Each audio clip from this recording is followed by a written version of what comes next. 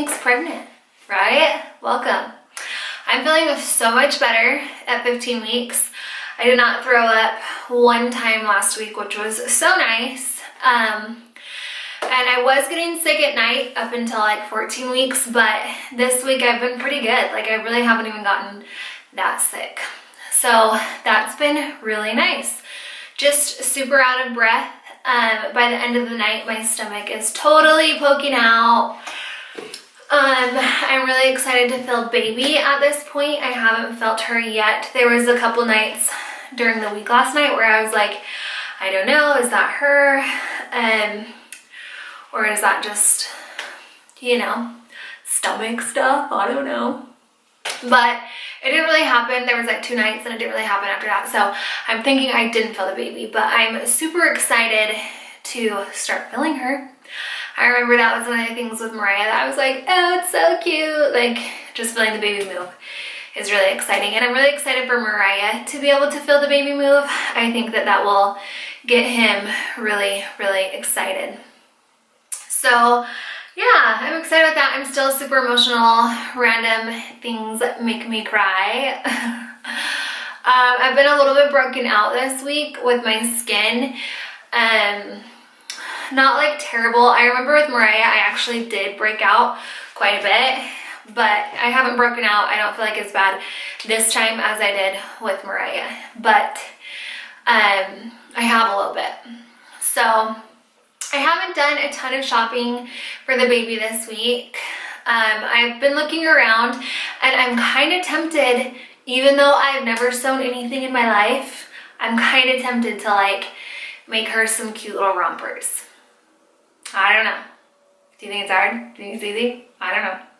My mom has a sewing machine, so I'm sure I could like borrow it, but I might try. I don't know. Probably won't turn out how I picture it in my head, so might not love them, but we'll see.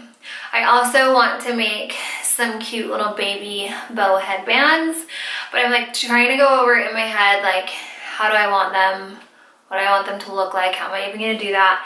So I have a couple ideas and we'll see if I end up doing that. So not a lot has changed since 14 weeks, except for I am feeling better and better, which is always definitely good news. I feel a lot more like myself.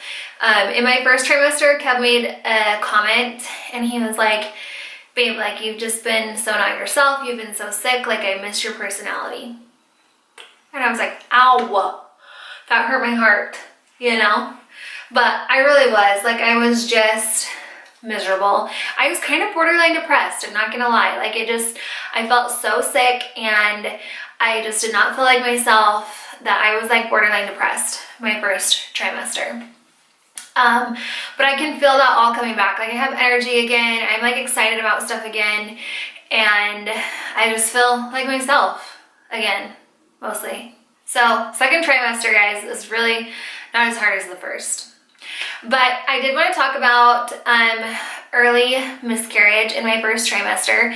I had a threatened miscarriage, which means that they were watching me because they thought that I might, and a couple of the nurses actually were acting like I was going to miscarry. So I think I was like 6 or 7 weeks along, and I had gotten really, really sick, and then I started having bleeding, which I knew was not a good sign. I never bled with Mariah.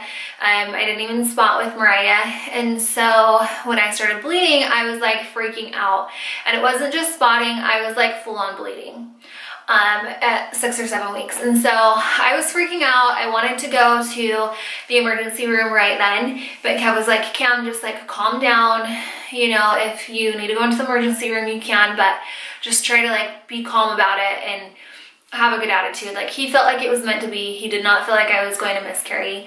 And so he was really calm and just trying to calm me down about it. But I was just so frantic and I just felt like miscarriage was imminent and I was going to. And so I think I waited a day, and then the next morning I was still bleeding. And so I went in to the emergency room and they ran a bunch of tests and they checked everything, and he just said I had a threatened miscarriage, and I also had It was diagnosed as a subchorionic hemorrhage. So that means that I had a pool of blood, or a place of blood that was bleeding, and it was outside of my uterus, I believe. And so they could see that in the ultrasound. They could see where the blood was pocketing and bleeding from, but he said that it would most likely go away as time passed, or I would miscarry. And it kind of depends on the size of your hemorrhage, and I think that mine wasn't huge, like it wasn't a really big significant one. And so he was kind of like back and forth, and he was like, if you do continue to bleed and you do miscarry, there really isn't anything that you can do to stop it.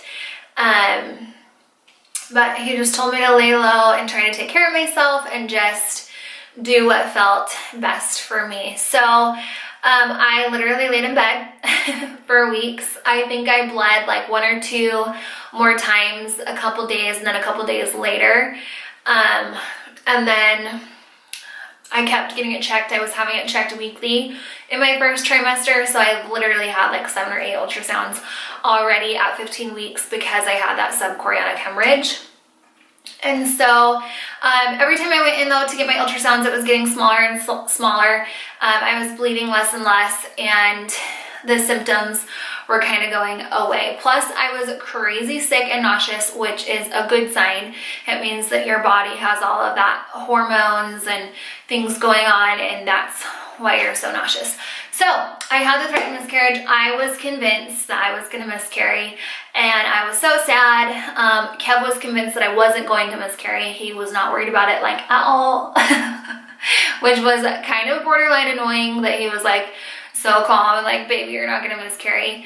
And I was so dramatic, and I was like, I'm gonna miscarry. But anyways, so I had that. I think at like 12 weeks, it was confirmed healed. They couldn't see it in the ultrasound anymore, and he was like, you're good. Like, this is gonna be a great pregnancy. Everything that I see looks awesome. It's healthy. The baby looks great. Heart rate looks great. Like, everything is awesome. So there was that. And the next thing I want to talk about was having a fit and healthy pregnancy. My first pregnancy, Mariah, my little boy, I was 20 years old when I got pregnant, and I was a couple weeks away from turning 21 when I had him. I gained 60 pounds with him. I started my pregnancy at probably like 135, and I ended my pregnancy at 195. Yeah, guys, 60 freaking pounds. It was insane. And honestly, I didn't gain very much weight in the beginning of my pregnancy. It wasn't until month like 6 and 7, and I really started to pack on the weight. Back then, I was very naive, and people were always like, you're eating for 2, yada, yada, yada. Just enjoy it. Don't worry about that stuff, which is great advice, like to not worry and just let your body do what it's going to do, because you are pregnant. Everybody's body holds it differently and handles it differently. So you should relax and just let your body do what it's going to do.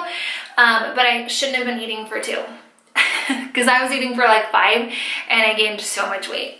And that was really hard after I had him, especially with your first child and watching your body kind of go from like a young body to a mom body, which I will say right here, right now, I have never felt more attractive or more comfortable in like my sexuality as like a young person as I have a mom. Like, I feel more comfortable and more attractive as a mother than I did when I was younger. But your body does change. You go from having a young like teen body that's, you know, doesn't have a whole lot of flaws to maybe stretch marks. I got stretch marks when I was pregnant.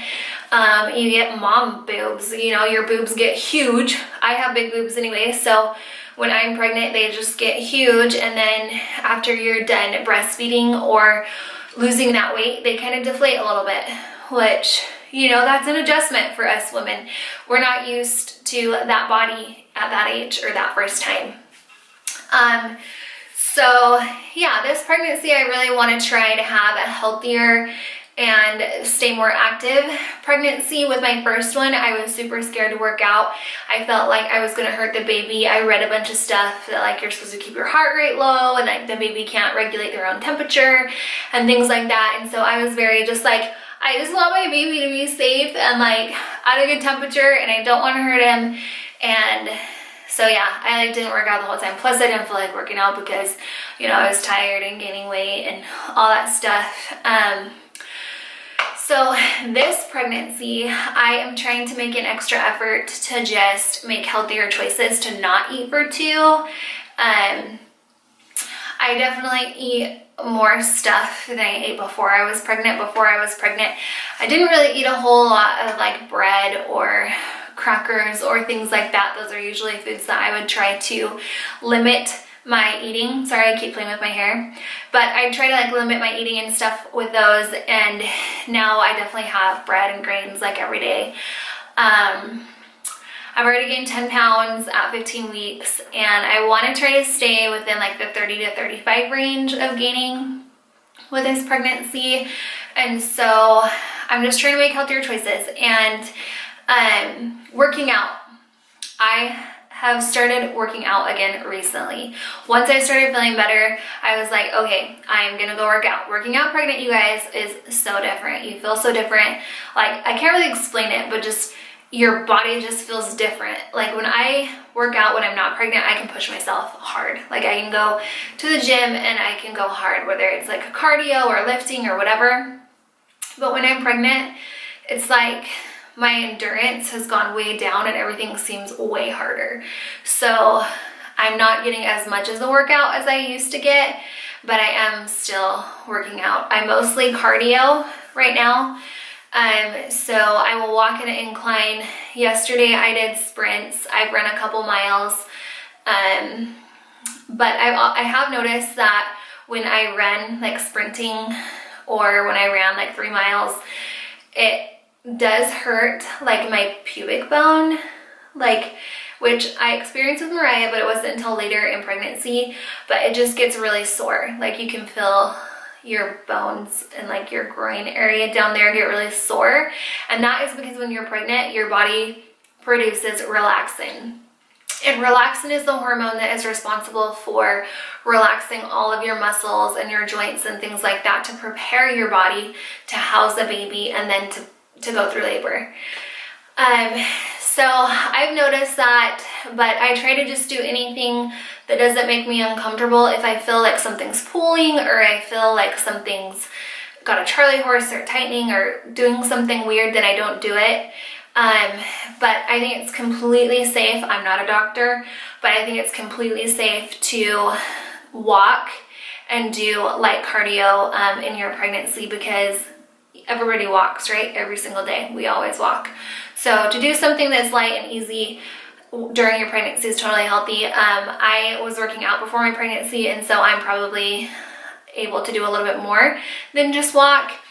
But yeah, I asked my doctor a million questions about like nutrition and about exercise and whatnot during pregnancy, and he gave me great advice. He was also super awesome, and he was like, if at any point in your pregnancy you are worried, or you know, you're questioning something, if something's going on with the baby or your pregnancy at all, he was like, call and we'll get you right in and we will check everything for you. And he was like, but you're gonna be fine. Like I kind of told him my eating plan and like my exercise plan, and he was like, that sounds great. It sounds like, you know, he'll be healthy. And of course, that's easier said than done. Because I say I'm not gonna eat a hamburger, and then I drive by Chick-fil-A and I'm like, oh my gosh, I need Chick-fil-A. And it's like so hard to like not eat Chick-fil-A. I'm sorry guys, I feel like every time I make a video there is like little things floating on the screen and I just have to grab them. But anyways, that is my 15-week update. Like I said, my bump is always smaller in the morning and always is. Definitely a lot more poking out by nighttime. We're going to Hawaii in 5 weeks, and I will be halfway through my pregnancy. I'll be like 20, 21 weeks.